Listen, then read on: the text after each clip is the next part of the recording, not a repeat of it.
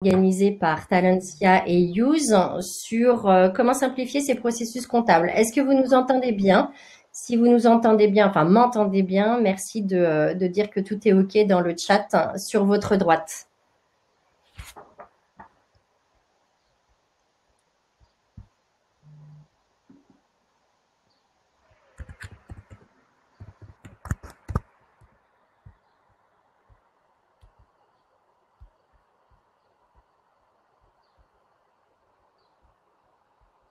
Est-ce que vous nous entendez bien? Ah là, OK, c'est bon. Donc, on peut y aller. Claire, si tu peux passer l'autre slide, s'il te plaît. Donc, alors nous sommes malheureusement tous concernés par la situation du moment, qui est la situation liée au Covid. J'espère que vous allez tous bien, que vous arrivez à travailler de chez vous de façon correcte.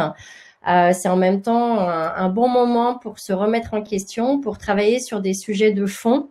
Et ce qu'on voit, nous, chez Talentia, c'est que c'est aussi le bon moment de remettre en question ces systèmes d'information. On travaille énormément sur la partie finance et comptable avec des DAF et des responsables comptables de différentes entreprises qui nous disent qu'effectivement, ceux qui ont basculé sur la digitalisation sont plus à même, en fait, de supporter la situation que les autres, notamment sur les processus financiers, typiquement liés à la clôture des comptes ou liés à la révision comptable.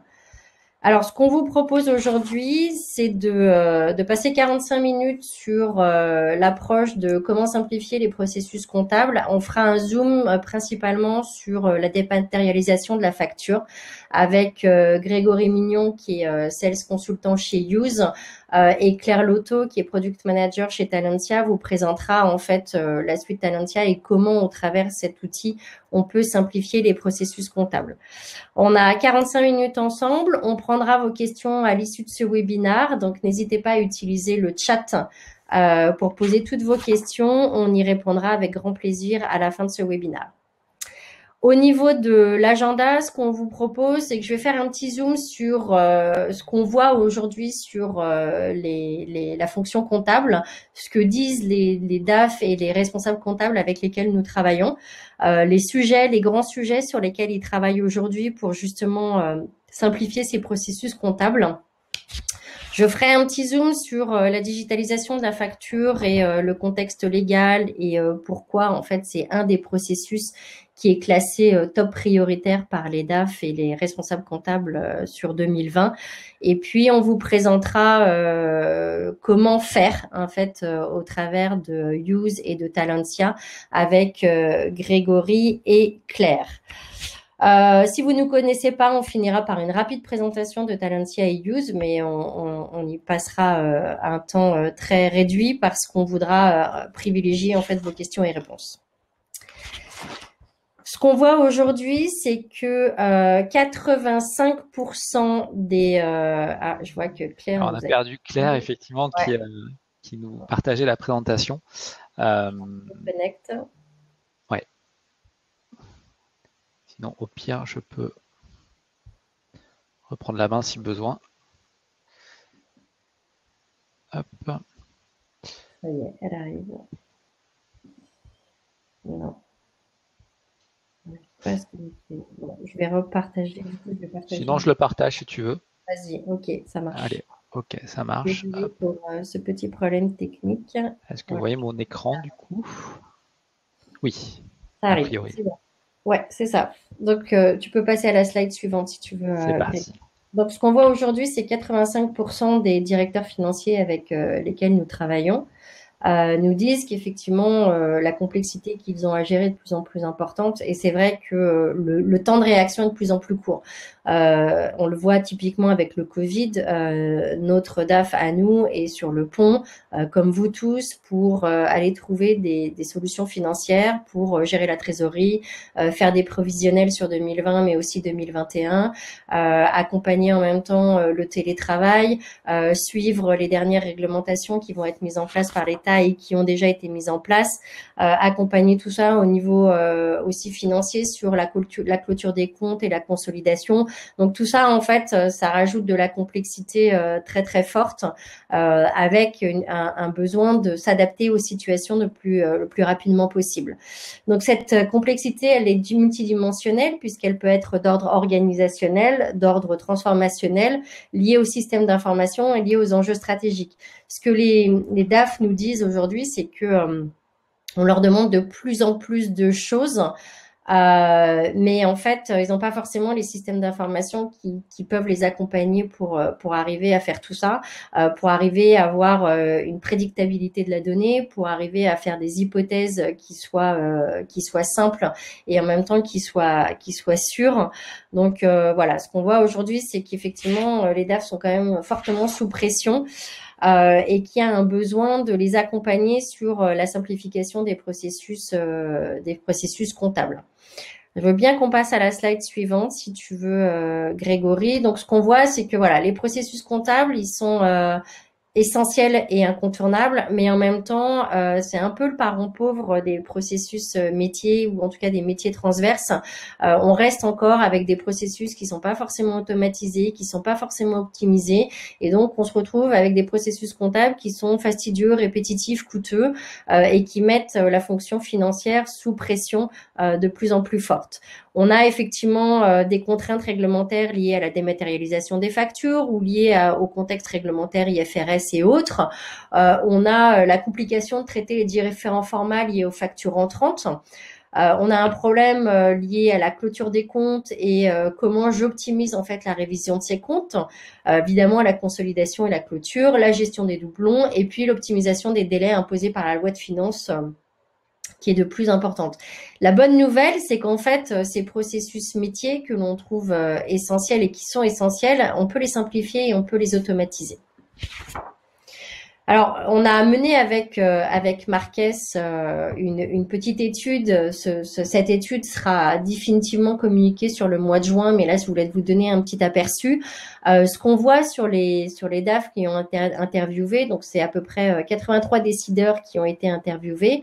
Ce qu'on voit, c'est que voilà, les trois priorités pour les DAF en 2020, c'est d'automatiser certaines tâches à faible valeur ajoutée, d'optimiser et simplifier les processus financiers et de pouvoir piloter la performance avec une prédictabilité beaucoup plus forte et une garantie que la donnée est fiable.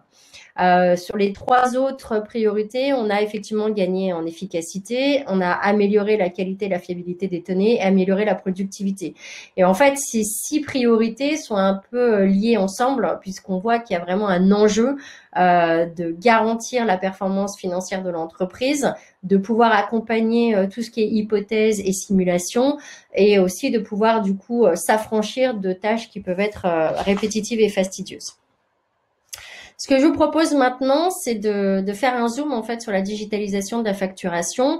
L'un des enjeux d'automatisation met en exergue une des priorités, c'est la digitalisation de la facture. Alors on a la digitalisation de la facture, on a le processus achat, on a la gestion des notes de frais, qui sont les 3 processus qui sont mis en avant par les DAF qui ont été interviewés comme prioritaires en fait sur 2020. Du coup, on a trouvé judicieux de pouvoir faire un zoom sur la digitalisation de la facturation avec comme enjeu, bien sûr, qui sont des enjeux d'efficacité qui ont pour but de consolider, standardiser les processus, de pouvoir maximiser l'efficience opérationnelle et gagner en productivité, d'accélérer les règlements et l'optimisation du BFR et de fluidifier le parcours client. C'est un processus obligatoire et incontournable qui, par la digitalisation, peut être optimisé pour des gains qui sont rapides et qui sont tout de suite assez importants. Néanmoins, en fait, cette digitalisation de facture, elle est couverte par un contexte légal. Donc, on a vu que la facture électronique est apparue en 2017. Donc, c'est une obligation qui est devenue forte pour toutes les entreprises qui travaillaient avec le secteur public. Donc, on a vu Chorus Pro arriver. Et puis, au fur et à mesure, en fait, on se retrouve avec une obligation qui va se généraliser. Donc là, la loi des finances 2020 prévoit une obligation progressive de la facture dématérialisée entre 2023 et 2025. Donc, au fur et à mesure, ce processus s'étend à tout type d'entreprise et quel que soit si ce sont des entreprises du secteur privé ou du secteur public. Alors, c'est vrai que c'est quelque chose qui nécessite un système d'information, qui nécessite un accompagnement. Néanmoins, les résultats obtenus sont assez importants et vertueux pour toutes les entreprises qui le mettent en place. Je vais te passer la main, Grégory, du coup, si tu le veux bien, sur les Exactement. bénéfices de la dématérialisation. Et Eh puis bien, après, je te laisse prendre la suite. oui, avec grand plaisir, parce que c'est quelque chose que l'on connaît bien chez Use, hein, les bénéfices de la dématérialisation. Donc, j'ai grand plaisir à vous expliquer effectivement ce qu'on peut apporter. On peut apporter des éléments de réponse, notamment par rapport à une réduction de complexité. Un traitement manuel est fastidieux, ça prend du temps, c'est parfois des navigations de courrier d'un site à l'autre, des factures qui n'arrivent pas dans les délais, des mails qui se perdent. Donc, l'idée, c'est d'automatiser ce traitement pour le réduire, puisqu'habituellement, sur un traitement dit manuel, il est entre 22 et 35 jours en moyenne, ce qui est relativement très long et ce qui met à mal bien les délais de paiement, notamment des fournisseurs. La réduction des coûts également, c'est des économies de papier, évidemment, donc plus besoin d'imprimer par exemple les factures reçues par mail pour les stocker ou les archiver. On peut directement les digitaliser et puis se dédouaner effectivement de ce papier. On peut les stocker directement dans un système de GED qui va conserver entre 6 et 10 ans vos documents pour répondre aux besoins fiscaux et légaux. C'est des traitements également administratifs qui sont accélérés puisqu'on va avoir, eh bien, oups, pardon, désolé, je voulais cliquer sur traitement administratif. La facture va être disponible tout de suite. Donc, un valideur qui doit donner son accord sur une facture va pouvoir le faire instantanément. À partir du moment où la facture est dans l'outil, dans le portail collaboratif, le valideur est averti, le comptable également, et chacun peut procéder au traitement du document. C'est aussi une réduction de la fraude puisqu'on va être sur des technologies qui vont permettre, à travers notamment des modules intelligents, détecter des factures qui ont été falsifiées. On parle de stéganographie. On va être capable de détecter des montants anormaux, des IBAN qui ne correspondraient pas ou qui auraient été modifiés en interne. La possibilité également de voir qui a fait une action sur un document et ainsi de pouvoir avoir un cadre de piste d'audit complet. C'est des délais de paiement plus courts, hein, on l'a vu en réduisant le cycle de traitement de la facture qui est long en traitement classique, on va pouvoir avoir une facture qui a été traitée plus tôt. Donc, régler les fournisseurs plus tôt, éviter des pénalités de retard de paiement, éviter des doublons de paiement également, parce que la technologie permet de savoir qu'un document a déjà été traité. Et une meilleure automatisation des enregistrements comptables en évitant la saisie des factures récurrentes, en permettant ainsi de gagner du temps sur la saisie de factures qu'on faisait habituellement, mais aussi sur la révision, puisque l'enjeu également d'un outil de démat va être de pouvoir vous apporter, si l'intégration est bien faite entre l'outil comptable et la solution d'ématisation, et bien la pièce associée à l'écriture, donc ce qui facilite les travaux de révision, et ce qu'on va vous démontrer dans un instant avec Claire. Donc, pour ma partie dématérialisation, je vous propose de passer donc sur l'écran de la solution Use. Donc, je vais aller hop, sur mon navigateur et je me trouve maintenant ici sur mon environnement Use. Pour utiliser par exemple Use, je n'ai besoin que d'un navigateur Internet. Donc, il n'y a pas de logiciel à installer, il n'y a pas de solution complexe à déployer, il n'y a pas de matériel à acquérir. Simplement un navigateur, quel qu'il soit, que ce soit Chrome, que ce soit Safari, comme Béatrice l'utilise, puisqu'elle a un Mac, que ce soit sur PC comme Claire, Firefox, Google, Edge, peu importe. Vous allez vous connecter sur un espace sécurisé, hein, tout ce qui va transiter est crypté. On est sur du HTTPS, on voit le petit cadenas ici. Et quand vous arrivez, vous êtes reconnu, vous voyez, avec le prénom, le nom, et vous avez accès aux établissements que vous gérez. Donc, si vous êtes un valideur pour Montpellier, vous ne verrez que Montpellier. Si vous êtes le DAF de l'ensemble des sites, vous verrez l'ensemble des sites. Et si vous êtes le comptable du siège, bien, vous ne verrez que le siège. Si vous faites une compta de tous les sites, vous aurez une vue d'ensemble. Vous avez donc 3 zones sur l'écran. Vous avez une zone qui est à gauche, qui est le volet de vos établissements, donc les dossiers comptables par établissement que vous gérez, établissement de Lyon, site de Paris, siège. On voit donc qu'il y a 6 documents, tout établissement confondu. Au centre, c'est ma zone d'action. On voit que j'ai 6 documents enregistrés, je suis comptable dans cet exemple, et j'ai 5 documents complets. Complets, ça veut dire qu'ils ont été automatisés par Use, tout a été enregistré, ils sont dans la bonne période comptable, il n'y a pas de doublon, l'imputation comptable a été mise, le fournisseur a été reconnu, l'écriture est équilibrée. Donc, je pourrais tout à fait sélectionner ces 5 documents complets, par exemple, sélectionner l'ensemble de mes documents avec tout sélectionné et aller ensuite cliquer sur enregistrer pour l'envoyer au valideur. Sur le portail où je reviens actuellement, j'ai également la possibilité de suivre toutes les actions qui ont lieu sur mes factures. Donc, par exemple, les factures que j'ai eues entre les mains à un moment donné sont maintenant chez des valideurs. Eh bien, je peux suivre leur circuit. Il y en a 3 à valider et 4 qui sont en cours de paiement. On voit qu'il y a 2 factures sur commande, une de Dell et une d'Hiver qui sont chez Monsieur Approval à valider niveau 1. Une demande d'achat, puisque Use est capable également de gérer les demandes d'achat, de la demande d'achat jusqu'au paiement. Et on voit ici qu'il y a 4 factures qui sont chez Monsieur Payeur à préparer en cours de paiement. Donc l'idée, c'est d'avoir accès à ces factures. On peut également les filtrer par nom de fournisseur, par statut, par numéro de document. Et la possibilité que j'ai également, c'est de bénéficier d'un moteur de recherche par mots-clés ou par critères. Je pourrais tout à fait retrouver toutes mes factures d'IMO, par exemple, qui portent sur un analytique particulier. Dans notre exemple, je vais prendre une facture Amazon, par exemple. Je pense que la plupart d'entre nous sont habitués à commander sur Amazon. Donc ici, j'ai commandé pour mon entreprise sur Amazon Business, d'accord. J'ai commandé un écran d'ordinateur. Eh bien, Use a reconnu automatiquement qu'il s'agissait d'Amazon parce que dans ce qu'on appelle la fichière, Use a mémorisé les identifiants en fait du fournisseur. Donc, il a reconnu sur la facture le numéro de SIRET, numéro de sirène, numéro de TVA, l'adresse, et il l'a associé au code fournisseur que je lui ai indiqué.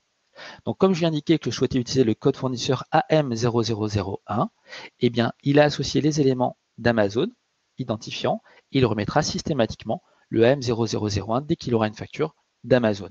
Si des éléments d'identification venaient à manquer, que la facture était illisible à un endroit particulier, eh bien, on bénéficie d'une base mutualisée qui est représentée par 1 million de fournisseurs référencés à travers les 250 millions de factures que l'on a gérées, et ça permet à ce moment-là de récupérer des éléments qui seraient éventuellement manquants sur la facture.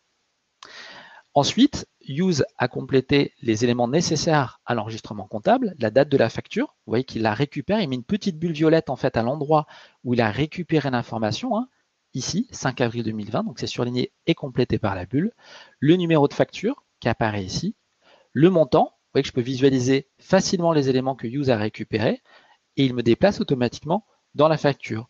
Le montant de la TVA, le montant TTC et s'il y a une date d'échéance, il récupère également la date d'échéance. Ce n'est pas le cas ici puisque ça a été payé en carte bancaire, mais pour un prélèvement ou par virement, je pourrais avoir ma date d'échéance et contrôler les paiements.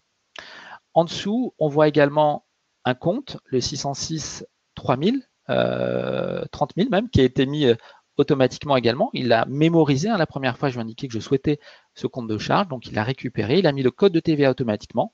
Il a calculé le montant de la TVA par rapport au montant hors taxe. Donc, il a fait le calcul et s'assurer que ce calcul correspondait bien à ce qu'il a lu sur la facture. Donc, il s'assure qu'il met en écriture l'intégralité du montant qu'il a lu sur la facture. Si ce n'était pas correctement équilibré, la facture ne serait pas automatisée à ce moment-là. Il pourrait vous connecter sur la facture pour vérifier quel élément éventuellement est à compléter, peut-être une ligne de taxe qui n'existait pas jusqu'à maintenant et qui est peut-être nouvelle et qu'il faut prendre en compte dans l'écriture.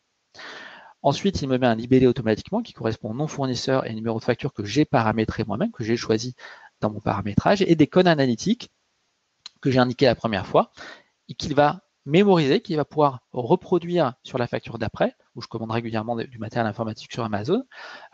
Donc j'ai le projet alpha sur l'activité vente, dans un budget informatique et un centre de coût accueil. Bien entendu, si entre-temps mon analytique change, je peux le changer à la volée, donc soit le conserver si j'ai rien à modifier, je gagne du temps, pas de saisie à faire, et si un élément à modifier, pas de souci, Use me permet de le faire à la volée. Si cette facture me convient, je peux l'enregistrer. Je pourrais également la refuser si jamais je n'étais pas d'accord avec cette facture. Par exemple, il manque des éléments de conformité. Et à ce moment-là, je pourrais même écrire au fournisseur directement depuis Use en cliquant sur la petite enveloppe, l'icône enveloppe qui était en haut. Et je peux écrire à mon fournisseur. Vous voyez, il a mémorisé l'adresse email. Je peux également avoir une liste ici disponible et lui indiquer qu'il y a une erreur et qu'il manque des éléments de conformité. Ça va avoir pour effet d'envoyer la facture d'achat, de l'envoyer avec mon nom, mon prénom. Je peux recevoir une copie cachée. Je l'envoie. Je peux préciser qu'il y a une erreur de conformité. Mail envoyé au fournisseur. À ce moment-là, je peux donc refuser cette facture, la mettre en litige, expliquer pourquoi je la mets en litige. Ça peut me permettre ensuite de ressortir les factures par catégorie de litige. D'accord? Donc ça peut être par exemple ici une erreur de TVA, imaginons, je confirme.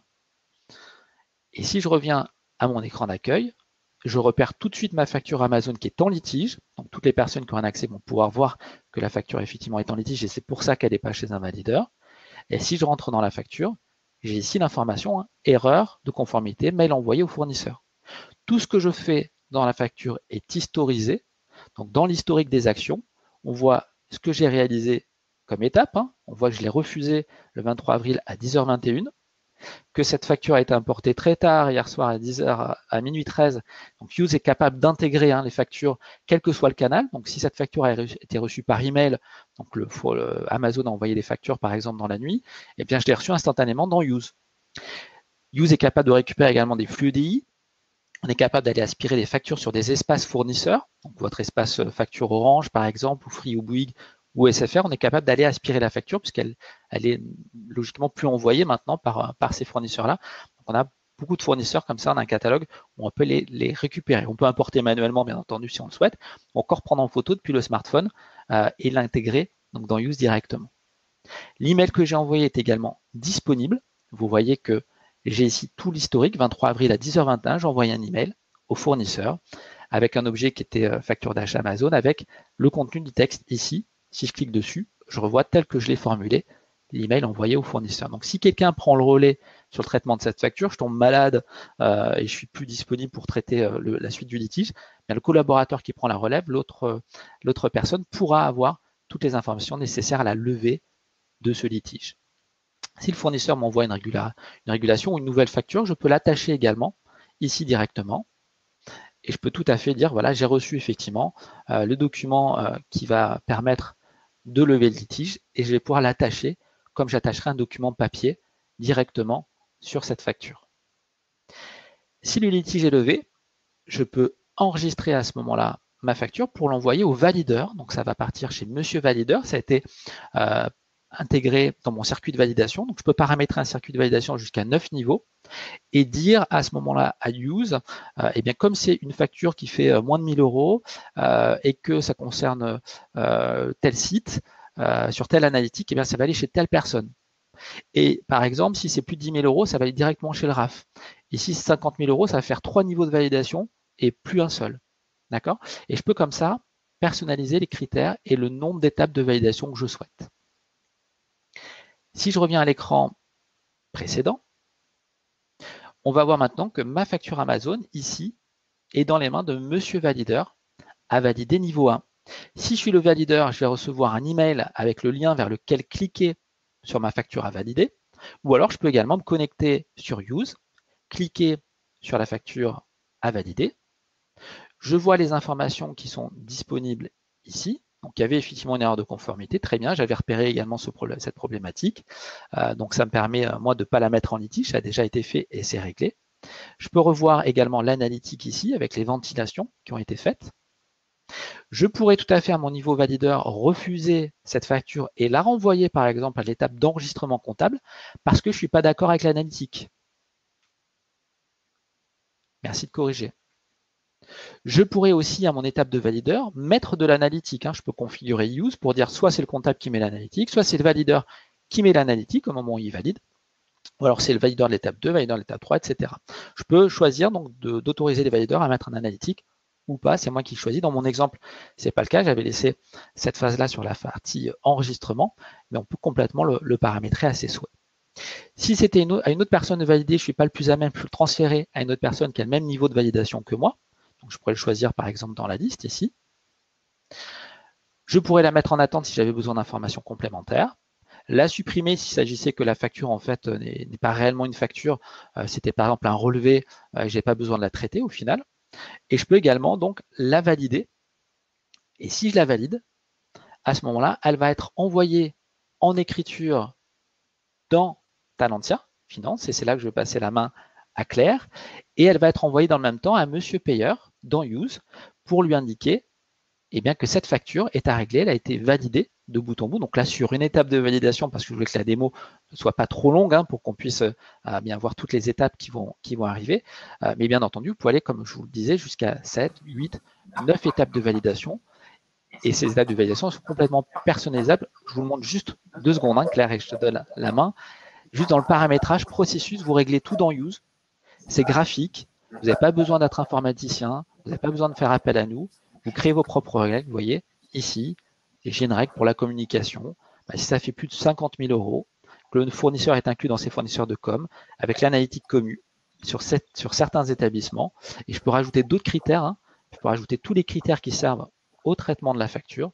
Eh bien, je vais pouvoir créer mes étapes ici. Donc, une dans ma démo, mais je peux aller, par exemple, jusqu'à 9 étapes ici. Et ces étapes, voilà, je peux mettre d'autres rôles, une personne, un manager, ou passer l'étape pour aller directement à l'étape 3. Voilà, c'est complètement visuel, c'est intuitif. Hein, l'ergonomie a voulu être facile à être prise en main. Donc, elle a été vraiment développée dans ce sens. Vous n'avez vraiment pas besoin de longue formation. Un valideur, un comptable est formé entre 1 et 2 heures. Un administrateur entre une demi-journée, une journée maximum, suivant la complexité. Et on vous accompagne si vous avez besoin qu'on mette en place évidemment des circuits de validation spécifiques ou qu'on revoie cela. On peut mettre en place des ateliers, vous êtes accompagné là-dessus si vous le souhaitez, bien entendu. Donc ma facture Amazon est maintenant dans Talentia Finance et je vais laisser la main du coup à Claire qui va vous montrer comment on la visualise maintenant dans le ERP. Bonjour à tous. Je vais donc reprendre la main et vous montrer l'incidence. Vous montrer l'incidence au niveau de Talentia. Donc, on va retrouver ici. Est-ce que vous voyez bien mon écran? Ton écran encore a priori. Peut-être que les personnes du chat peuvent nous le dire.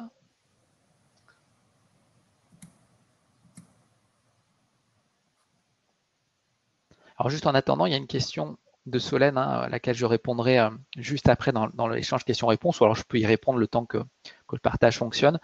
Solène, vous demandez si on pouvait envoyer un email à partir de Use et le retour du fournisseur également. Alors oui, on peut envoyer un email à partir de Use. Donc je peux très bien cliquer ici, c'est envoyé avec mon nom et mon prénom. Par contre, la réception va se faire dans votre boîte email, ce qui va permettre d'avoir l'entête complète de l'email et ainsi de pouvoir bénéficier de la traçabilité de l'email fournisseur. En cas de litige ou de présentation devant les tribunaux, il est important que vous ayez la pièce de réponse originale du fournisseur. Donc ça va arriver dans votre email. Vous pouvez mettre une redirection pour que ça arrive dans Use, hein, si vous le souhaitez. Donc une boîte email, vous pouvez rediriger la réponse du fournisseur sur Use. Par contre, ça part de Use et ça arrive dans votre boîte email pour une question de redirection directe. Voilà. Mais voilà, le petit icône email est ici. Je n'ai pas besoin d'enregistrer la pièce, d'aller dans Outlook, de la joindre. Ça se fait directement depuis mon interface Use. Le partage ne fonctionne toujours pas? A priori, non. Et les participants confirment que non plus. Ils sont nombreux. C'est bien. Merci de réagir en masse. Donc, c'est un non massif, hein, Claire. Alors, je suis désolé. Moi, j'ai pas l'outil ERP, donc je peux pas le partager. Je peux pas le partager du coup. Moi, je le vois bien, mon écran. C'est assez surprenant. Et ouais, j'imagine. Mon écran est bien juste avant. Voilà, ouais. C'est toujours l'effet. C'est l'effet. Ouais, c'est qui se coule. L'effet qui se coule. Moi, je vois bien mon écran partagé. Ce que je vous propose, c'est je vais me déconnecter et me reconnecter. Je pense que c'est peut-être le mieux. Oui, c'est peut-être l'idéal. Effectivement. Alors, je peux pendant ce temps-là peut-être. Je me peut-être. Déconnecte et je me reconnecte. À tout de suite. À tout de suite. Donc, ce que je vous propose peut-être, c'est de continuer juste sur 2-3 choses dans Use. Du coup, alors si vous avez des questions, n'hésitez pas et c'est avec plaisir que j'y répondrai. Juste pour vous indiquer, pareil, dans le paramétrage, ça me permet de vous montrer un petit peu le paramétrage, vraiment pour vous rassurer sur la simplicité de management de l'outil. Les organisations sont gérées ici. Si je veux changer le nom, je peux changer le nom, je peux voir ce qui est actif ou pas. Les données, je peux activer des données, désactiver des données, en rendre obligatoire, en créer si je le souhaite, jusqu'à 10 personnalisés, ce qui me permet ensuite de faire du reporting directement dans Use. Donc vous voyez ici, je peux choisir par exemple d'activer un statut de conformité, de le rendre obligatoire ou encore de le désactiver. Mes utilisateurs, je peux gérer mes utilisateurs directement depuis la console. Je dis à quelle société ils ont accès. Par exemple, vous voyez ici, je peux même ouvrir un accès à mon fournisseur, hein, et mon fournisseur vient déposer ses factures directement sur Use, de la même manière que je peux aspirer sur le site du fournisseur. On voit que le valideur niveau 2, Monsieur Raff, a accès à toutes les structures, à tous les dossiers, et mon valideur 2, lui, par contre, j'ai restreint, il est sur l'établissement de Lyon et le site de Paris. Donc, je peux cloisonner comme ça une vision d'une personne à certains sites uniquement et lui donner des rôles. Mon valideur 2, il a aussi un rôle de consultation. Il peut aller rechercher des documents dans l'outil. Je peux gérer mes alertes, hein, évidemment, mes notifications, dire à quel moment on peut recevoir une alerte. Est-ce que dès qu'un document est importé, lorsqu'il est à valider, est-ce que c'est une fois par jour? Est-ce que dès qu'un document arrive? Est-ce que c'est uniquement les jours ouvrés? Donc, on a pensé au droit à la déconnexion également. Donc, ça peut être uniquement du lundi au vendredi pour éviter que les gens ne soient tentés de travailler le week-end si on impose un droit à la déconnexion dans son entreprise, par exemple. Et on peut gérer également les délégations. Donc, si je pars en congé, eh bien, je peux mettre en remplacement une autre personne. Donc, vous voyez, en mars, par exemple, 2020, je suis parti un jour, j'étais en déplacement. Et bien, le directeur de Nice a mis Monsieur Raff en délégation. Alors, Claire, je vois que tu es revenu. Oui, je vais réessayer de partager. Allez, essayons.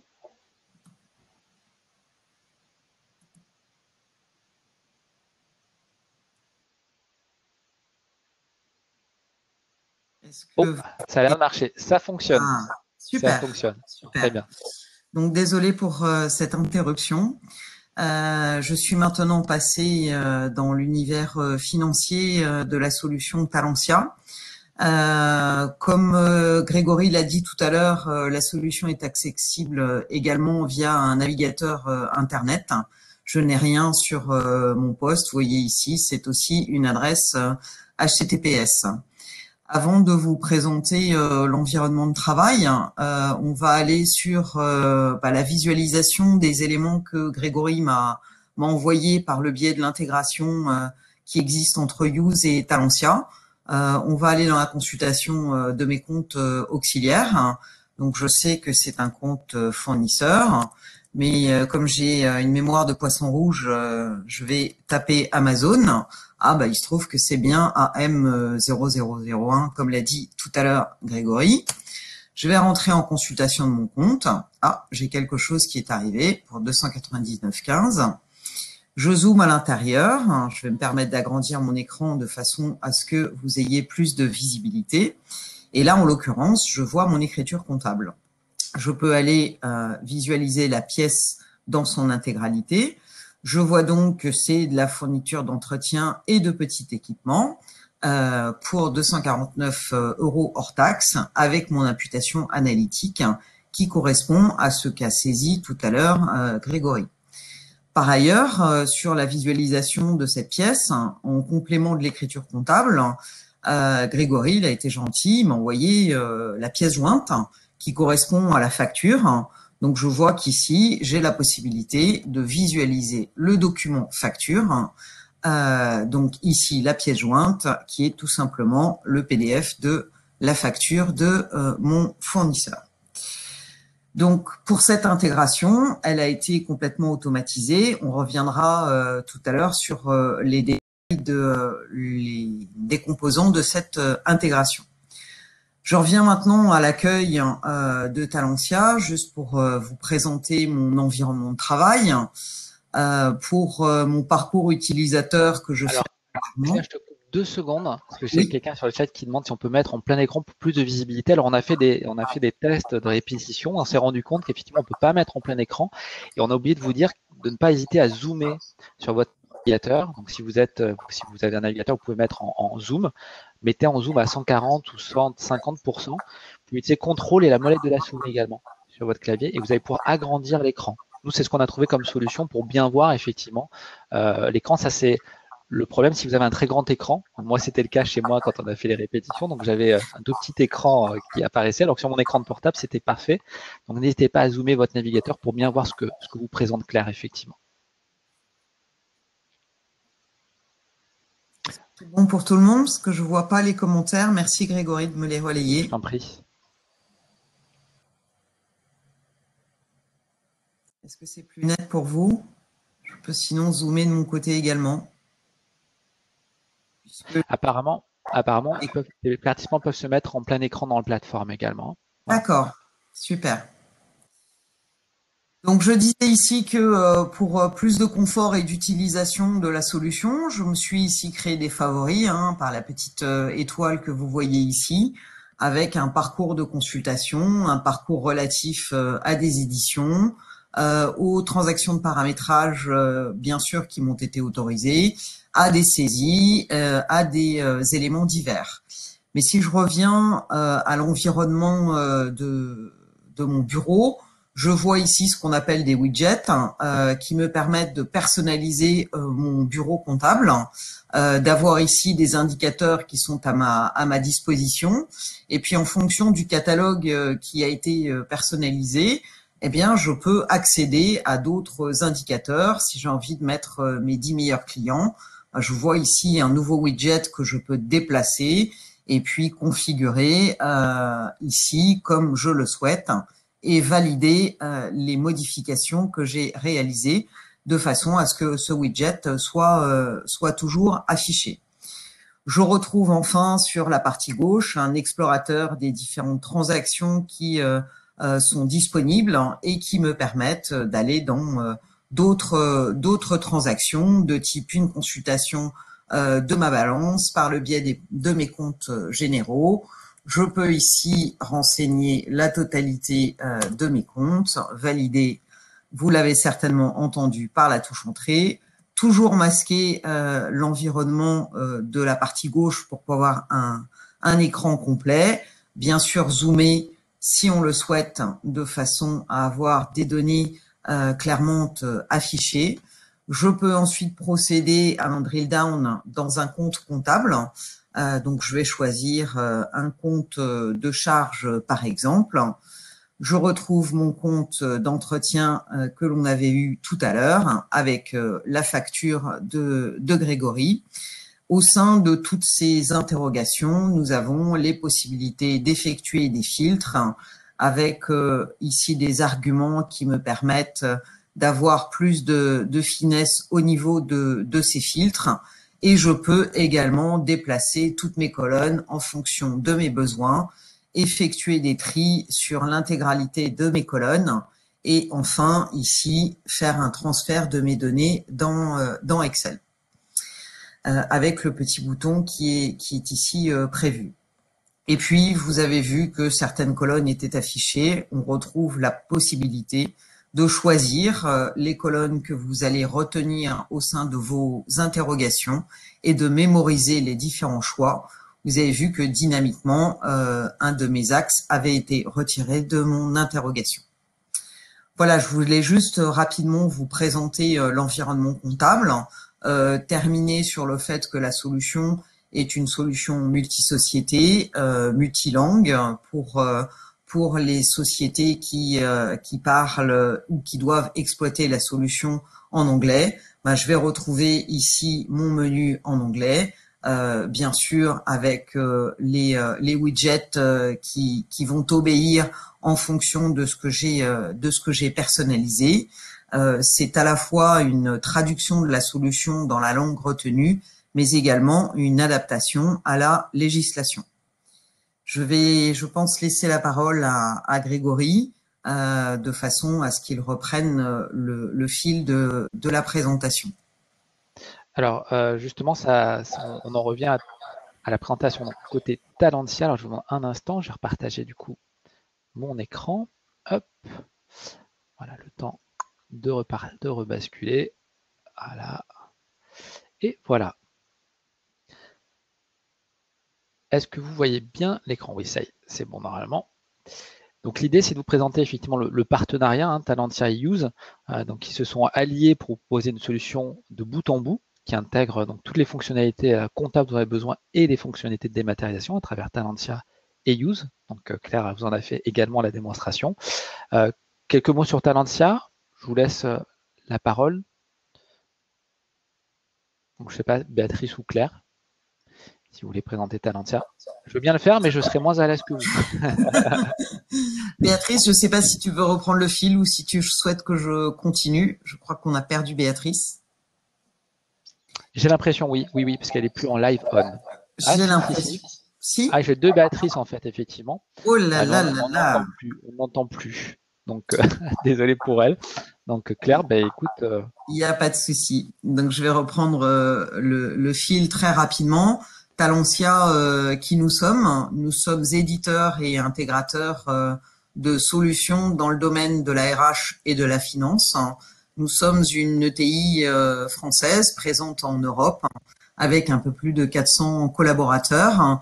Et fait majeur à retenir, nous souhaitons mettre à disposition des solutions qui intègrent on va dire des usages courants. Donc nous réinvestissons 15% de nos revenus annuels en R&D.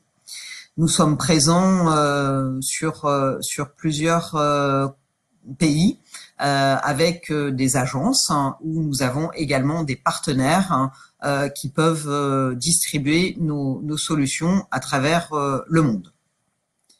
Grégory, je vais te laisser passer à la slide suivante. Nous avons trois volets métiers. On a illustré tout à l'heure la partie gestion financière, mais nous couvrons également au sein de cette plateforme financière deux aspects. La partie consolidation et clôture, consolidation avec la production des états consolidés en plusieurs normes, et puis une solution de révision comptable qui va nous permettre d'alléger les process de clôture, tout comme on peut le voir au sein de cabinets d'expertise. Et enfin, un volet pilotage de la performance qui va inclure un volet de reporting et de construction budgétaire, tout ça en s'appuyant bien sûr sur les données financières. Greg, s'il te plaît.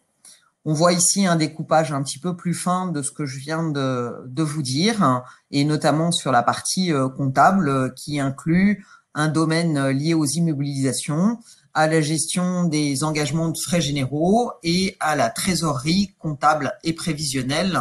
Tout ça, bien sûr, avec un volet de transmission bancaire. Greg? eh bien, je crois que c'est à moi du coup.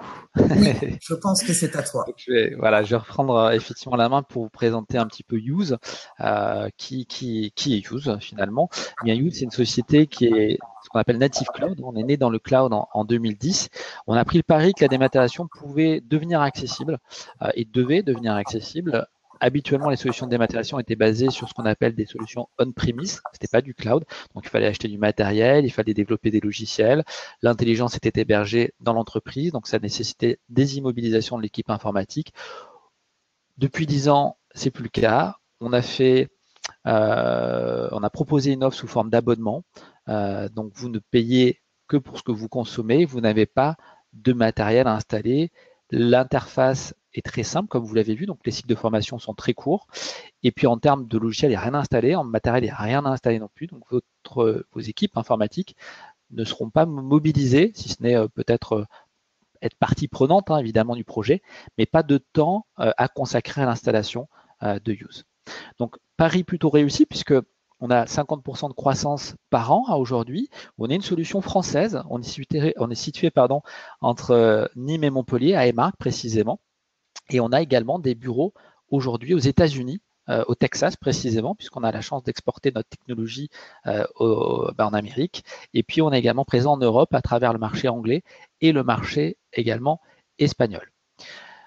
À aujourd'hui, on a plus de 3000 clients. À travers ces 3000 clients, c'est 200 000 utilisateurs. C'est une présence dans plus de 30 pays, avec 100 000 entreprises qui sont dans l'outil et 20 millions de documents traités par an. Ça vous montre le volume d'activité au niveau documents et la pertinence de la solution dans leur traitement.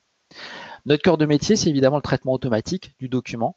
Pour ça, on a une expérience riche puisque on a hérité d'une technologie de plus de 35 ans d'expérience. On est issu du groupe ITsoft et c'est aujourd'hui notre propre technologie qu'on utilise en mode cloud avec des équipes R&D dédiées. On a plus de 1000 années hommes R&D, si on cumule les recherches, c'est plus de 100 articles scientifiques qui ont été publiés sur le thème de l'IA et du machine learning, donc de l'intelligence artificielle. Et on réinvestit, c'est l'un des plus gros réinvestissements en Europe sur notre secteur d'activité, 25% de notre chiffre d'affaires. Donc ça permet des développements vraiment poussés, ce que ne peuvent pas faire forcément les concurrents.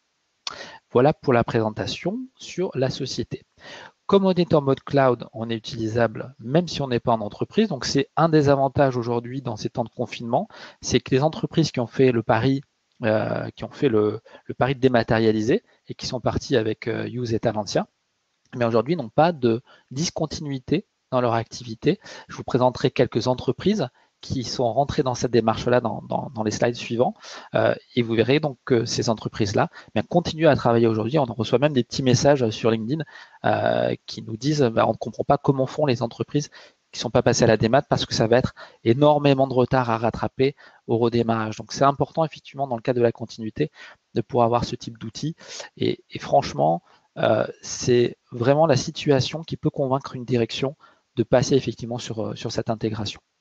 Alors, ce que permet de faire la digitalisation des processus achats et fournisseurs avec Use et Talentia, c'est de pouvoir valider tout le circuit. Donc, je vous ai montré une facture qui est arrivée dans Use, mais on aurait pu générer également une commande dans Use. On peut créer une demande d'achat, générer le bon de commande et l'envoyer par email comme je l'ai fait pour l'email que j'avais envoyé dans le cadre de la non-conformité.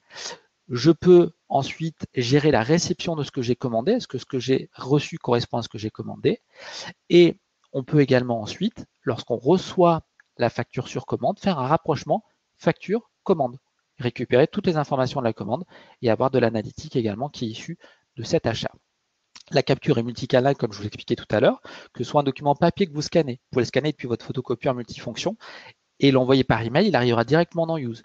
Que ce soit un email dédié que vous communiquer à vos fournisseurs, toutes les factures qui arriveront dessus seront déposées sur Use, que ce soit de l'EDI, que ce soit par le téléphone portable, que ce soit de l'import, que ce soit un site ASFTP. On couvre tous les canaux de la facture. On applique de l'intelligence artificielle, un algorithme qui va récupérer les valeurs, les extraire, comme on l'a vu tout à l'heure, pour reconnaître le fournisseur, pour renseigner les valeurs, pour pouvoir automatiser l'imputation comptable. Toutes les données qui sont extraites, même d'un document papier, deviennent des mots-clés de recherche. Donc, je peux rechercher par n'importe quel mot qui figure sur le document, un numéro de série de produits, un libellé, un code projet. Lorsque la facture, qu'elle soit sur commande ou hors commande, arrive, elle va être automatiquement donc complétée. On peut passer sur un mode no touch. No touch, ça veut dire que s'il n'y a rien à compléter dans la facture, elle est automatisée à 100%, il n'y a pas d'erreur, elle est fiable, eh bien, je peux l'envoyer directement à l'export dans Talentia s'il n'y a pas de circuit de validation, par exemple. S'il y a un circuit de validation, je peux l'envoyer directement de la compta au valideur ou garder la main sur les tables d'enregistrement, comme je vous l'ai montré tout à l'heure, et rentrer dans la facture si on souhaite visualiser les éléments. Le circuit de validation est jusqu'à 9 niveaux, comme on l'a vu, par critère, et je définis moi-même mes critères en fonction de mes besoins en entreprise. Je bénéficie d'un circuit également de gestion des paiements. Donc, une fois que la facture a été validée, qu'elle a été envoyée dans Talentia, c'est des temps paiement-virement, par exemple. Elle a été envoyée en écriture, mais tant qu'on n'a pas appuyé sur le bouton payer dans Use, elle ne sera pas lettrée paiement, elle ne partira pas au paiement. Toutefois, si vous avez indiqué dans votre circuit que le paiement se faisait une fois qu'il a été validé dans Use, eh bien, le paiement pourra se faire également de Talentia. Donc, vous décidez si vous faites le paiement depuis Talentia ou si vous voulez le faire depuis Use, et auquel cas, Use envoie l'information à Talentia avec un retour paiement possible. Donc, une fois que le paiement est réalisé, Talentia pourra envoyer également les informations de paiement à Use. Ça me permettra de trouver l'information depuis Use ou depuis Talentia. Et ensuite, j'exporte donc vers l'ERP. Je peux bénéficier de recherche, je peux bénéficier de consultation, piloter également mon activité avec le nombre de documents à traiter et où ça se trouve dans le circuit. Alors, pourquoi choisir Use et Talentia? Donc, c'est un partenariat fort, comme je vous l'ai expliqué, entre Talentia et Use. C'est des années de développement, enfin des années, une année, on va dire des mois de développement. Et puis, on a un recul d'1 an, 1 an et demi aujourd'hui sur nos projets pour avoir une intégration qui est parfaite, et complète et évoluée. Claire, tu voulais dire un mot peut-être? Non, je voulais juste effectivement conclure sur ce slide. D'accord. On va passer aux questions-réponses qui pleuvent sur le chat. Parfait. Voilà. Très bien. Je passe rapidement juste dessus pour vous montrer les références dont on avait parlé. Donc ça, c'est le SaaS d'intégration. Je pense que les participants pourront recevoir le support, peut-être même Tout à le fait. télécharger, il me semble. Donc vous pourrez revoir l'intégration et la forte interopérabilité qui est représentée ici par ce schéma. Et puis vous avez ici les belles références communes. Je voulais quand même qu'on puisse en dire deux mots parce qu'on a quand même des belles références. On a Vente Unique, qui est un client Use Talentia depuis juin 2019, qui gère jusqu'à 900 documents par mois actuellement.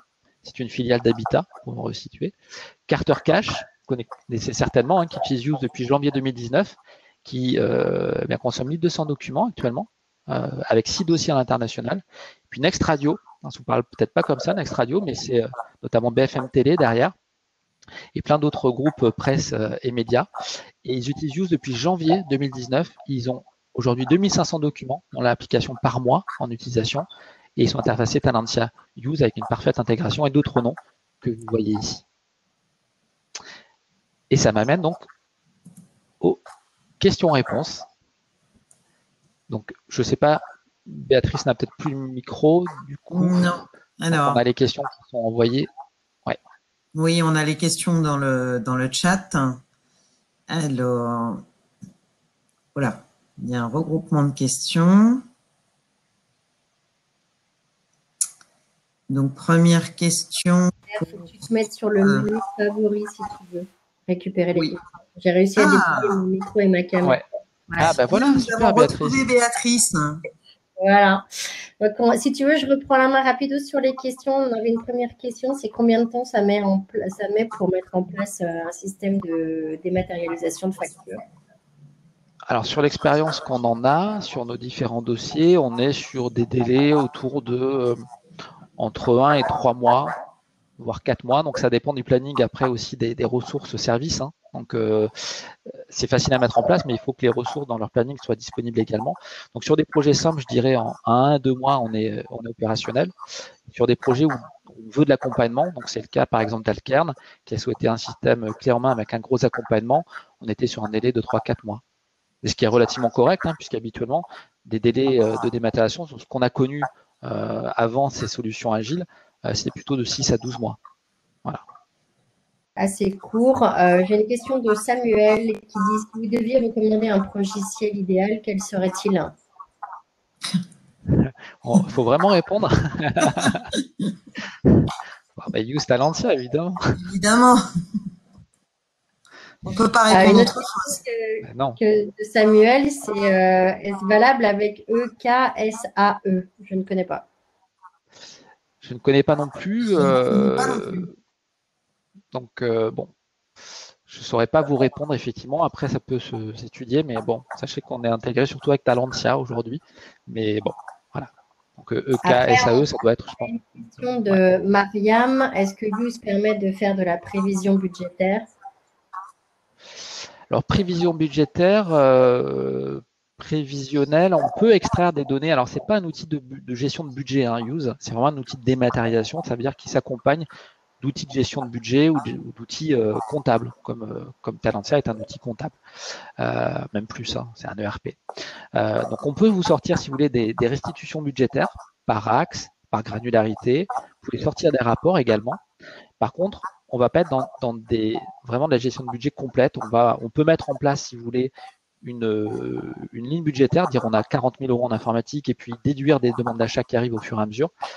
Mais voilà, on va pouvoir vous donner des informations pour le faire. On n'est pas un outil de gestion de budget. C'est une réaction de Mariam qui dit, si j'ai bien compris, la partie projection, prévision budgétaire, c'est plutôt sur Talentia. Tout à fait, madame. Oui, tout à fait. Parfaitement compris. Exactement. C'est ça. D'où l'intérêt du partenariat. J'ai des questions sur la notion de coût, mais je pense que ça va dépendre du projet de chacune des entreprises. Alors le coût, oui, c'est vraiment en fonction des entreprises. Pour vous donner un ordre d'idée, le déploiement de la solution Use Talentia en termes de prestations pour interfacer et puis configurer en fonction de votre utilisation, parce que chaque utilisation utilise des axes ou des catégories différentes, à paramétrer son ERP d'une certaine façon. Donc pour que ça communique bien, on fait un pilotage, des ajustements, on vous accompagne, on met en place des agents d'automatisation, tout se déverse automatiquement, donc ça il faut le mettre en place. C'est en général entre 6 et 8 jours de prestations pour vous donner un ordre d'idée. Voilà. Et après, vous pouvez rajouter des prestations d'accompagnement avec des ateliers, si vous souhaitez qu'on vous accompagne sur les circuits de validation, si ce n'est pas optimisé aujourd'hui dans votre entreprise. Si c'est optimisé, il suffit juste de le restituer dans Use. Voilà, voilà, le minimum, je dirais, c'est 8 jours de prestations. Donc c'est pour ça qu'on peut être sur un délai d'1 mois. 8 jours, c'est très court. Et après, l'abonnement, il démarre à 100 € pour 100 documents par mois. Et après, c'est dégressif. C'est-à-dire que 1000 documents, ça revient autour de 700 €. Donc, c'est moins d'1 € le document. Voilà.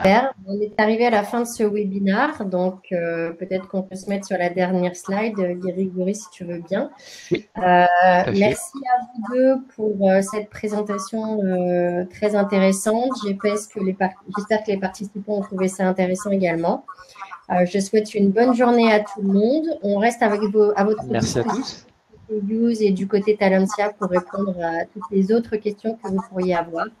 Et puis, on vous souhaite bonne chance pour le confinement et une bonne reprise pour le 11 mai. À très bientôt. Merci beaucoup. Au revoir. Merci beaucoup. Au revoir. À très bientôt. Au revoir.